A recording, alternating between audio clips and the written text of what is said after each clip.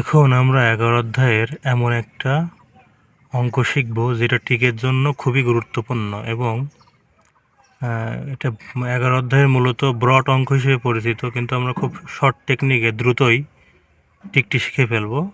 সেটা কোন পদ্ধতিতে করি চলুন সবাই দেখি। অঙ্কটি আমরা প্রথমে পড়ি। যদি কোনো বর্গক্ষেত্রের এক বহর পরিমাণ 10% বৃদ্ধি বা হ্রাস করলে এর ক্ষেত্রফল কত শতাংশ বা শতকরা কত বৃদ্ধি বা হ্রাস পাবে।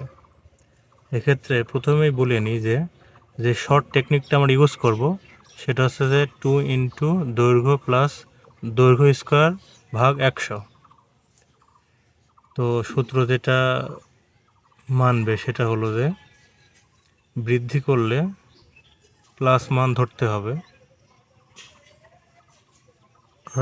হ্রাস বললে মাইনাস মান ধরতে হবে। তো আমরা এখন দুই টেকনিকে শিখব। তো এখানে 10% বৃদ্ধি বা হ্রাস। আচ্ছা, আমরা সূত্রে আসি। আমরা প্রথমে বৃদ্ধি করি, তাহলে বৃদ্ধি বলতে প্লাস মান নিতে হবে। সেক্ষেত্রে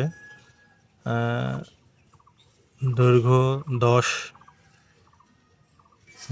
10 মানটা বসাই দিলাম। এখানে 10 স্কোয়ার করলে 100, 10 দুগুণে 20, 100 ভাগ 100 করলে 1, 20 প্লাস 1 অর্থাৎ 21%, অর্থাৎ 21% বৃদ্ধি পাবে।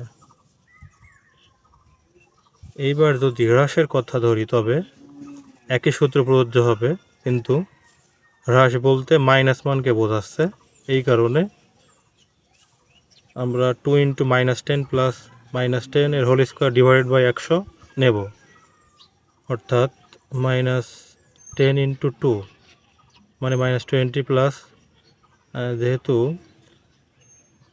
মাইনাস স্কোয়ার করলে সংখ্যাটি প্লাস হয়ে যায়, এই কারণে 10কে 100 ডিভাইড বাই 100, 100 বাই 100 করলে 1 হবে, অর্থাৎ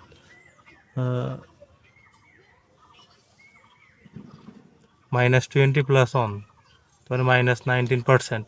মাইনাস মানে হ্রাস পাবে, তার মানে ক্ষেত্রফল 19% হ্রাস পাবে। আশা করি আপনারা বুঝতে পারছেন।